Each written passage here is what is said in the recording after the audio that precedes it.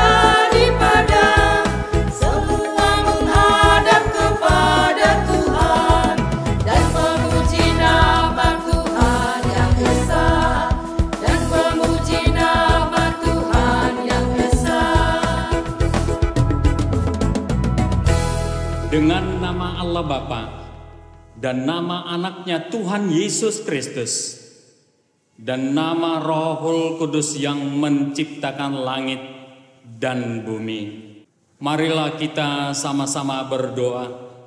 Ya Allah, kasihanilah kami orang yang berdosa ini. Amin. Marilah kita bersama-sama mengucapkan titah yang kedua. Jangan perbuat bagimu patung yang menyerupai apapun yang ada di langit atau yang ada di bumi atau yang ada di dalam air untuk disembah atau bertakwa kepadanya. Maksudnya adalah kita harus takut serta kasih kepada Allah. Sebab itu jangan bersembah sujud kepada Allah lain atau meminta kehidupan daripadanya. Dan jangan memanggil roh-roh atau berkeyakinan kepada tenungan-tenungan dukun. Dan jangan yakin kepada benda-benda yang bermakna atau sakti. Marilah kita bersama-sama mengucapkan, Ya Allah Tuhan kami, kuatkanlah kami untuk dapat melakukan segala perintah-Mu. Amin. Oh,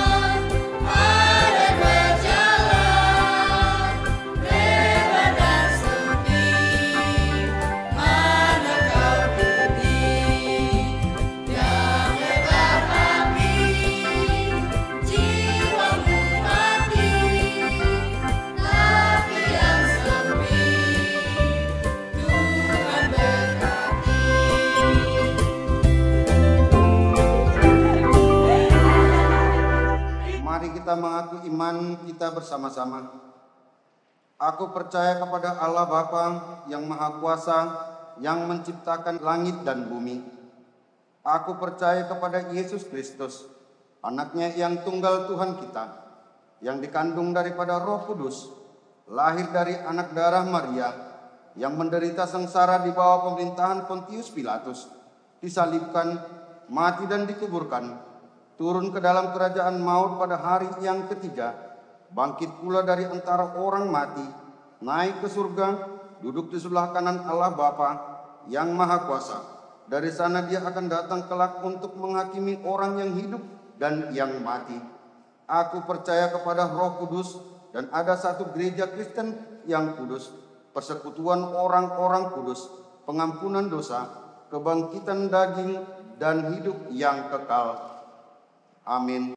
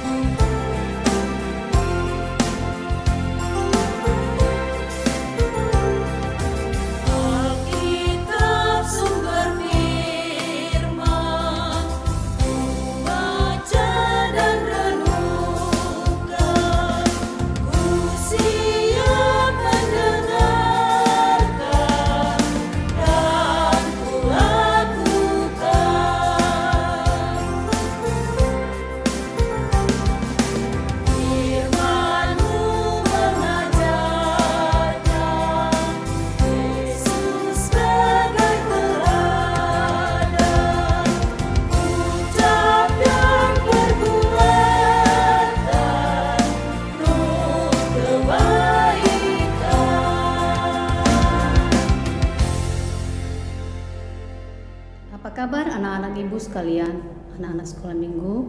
Ibu berharap kabar kita semua dalam keadaan sehat.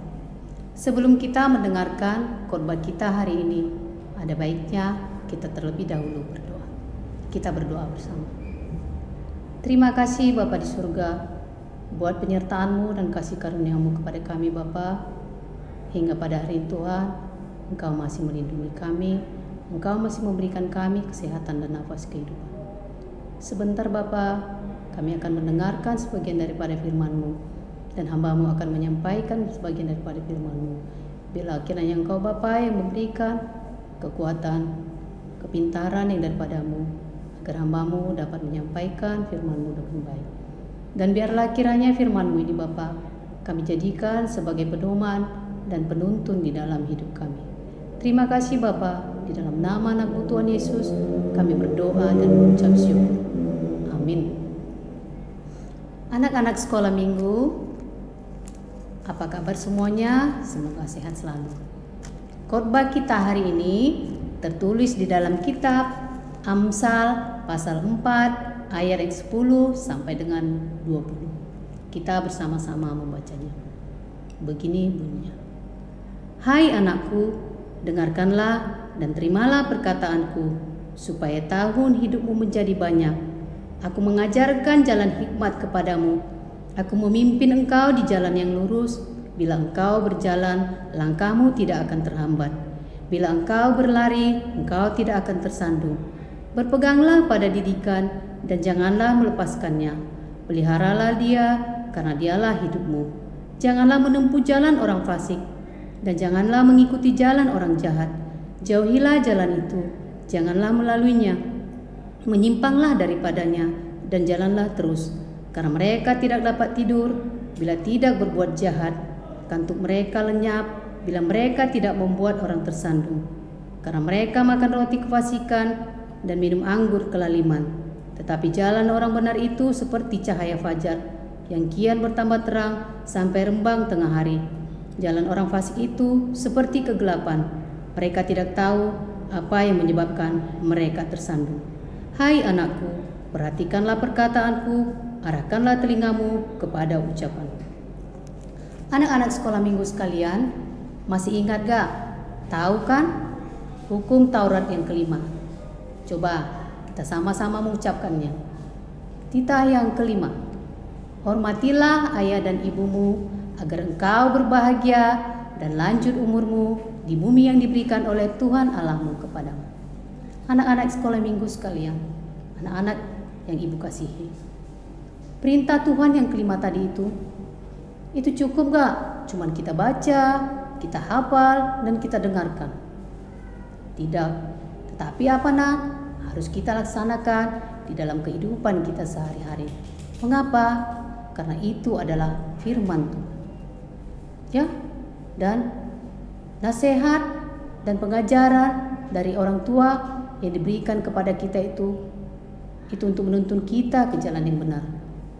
Dan orang tua kita itu adalah perwakilan atau perpanjangan tangan daripada Tuhan untuk kita, anak-anaknya, di mana orang tua kita menuntun kita ke jalan yang benar.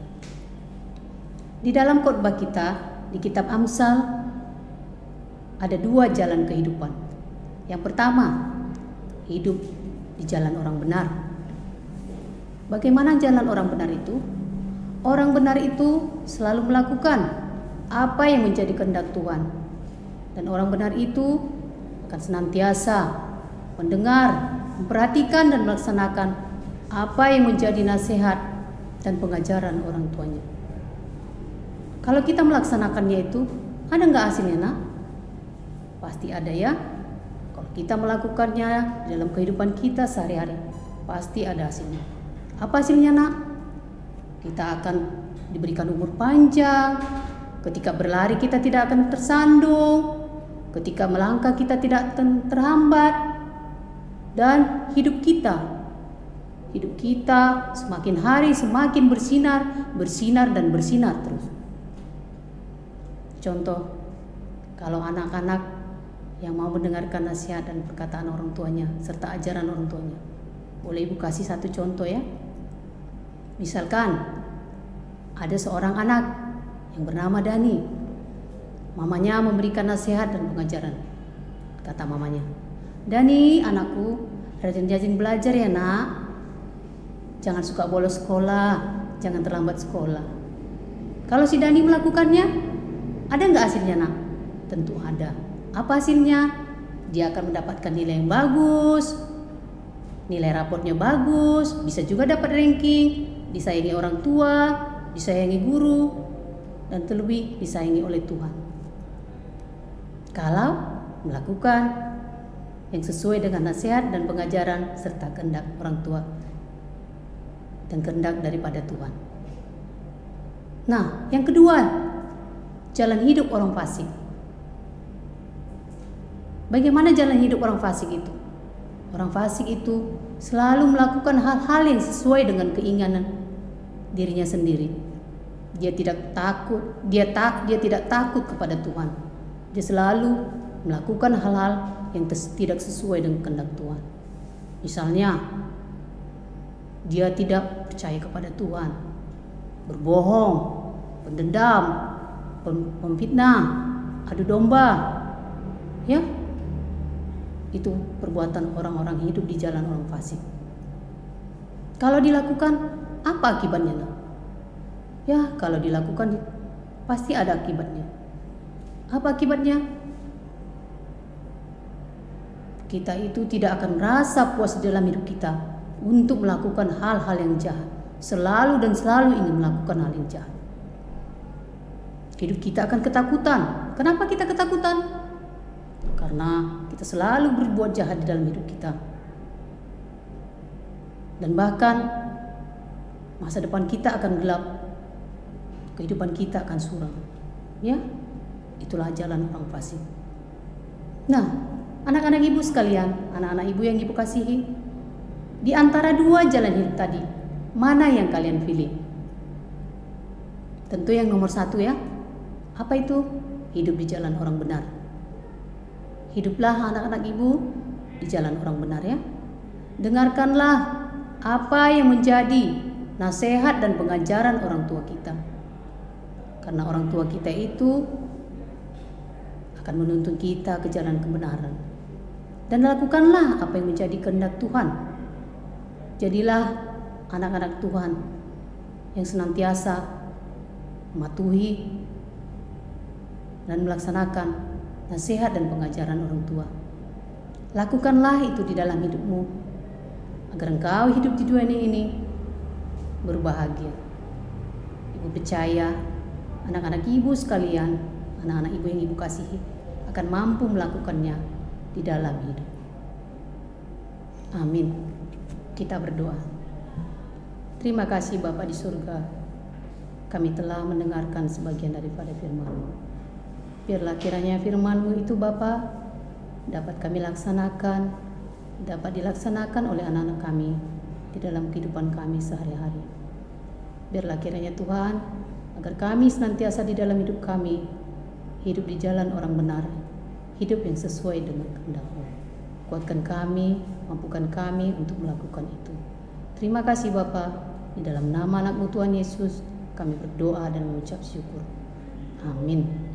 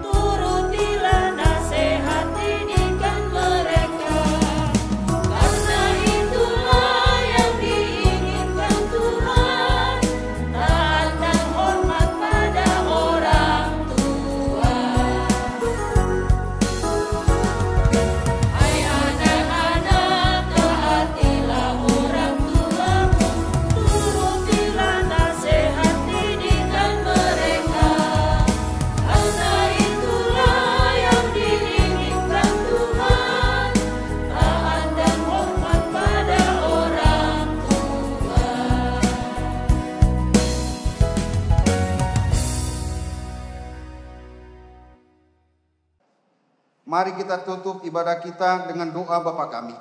Sama-sama di surga, dikuduskanlah nama-Mu, datanglah kerajaan-Mu, jadilah kehendak-Mu di bumi seperti di surga. Berikan kami pada hari ini makanan kami yang secukupnya, dan ampuni akan kesalahan kami seperti kami mengampuni orang yang bersalah kepada kami. Dan janganlah bawa kami ke dalam pencobaan, tetapi lepaskanlah kami daripada yang jahat, karena Engkau yang mempunyai kerajaan dan kekuasaan dan kemuliaan sampai selama-lamanya. Amin.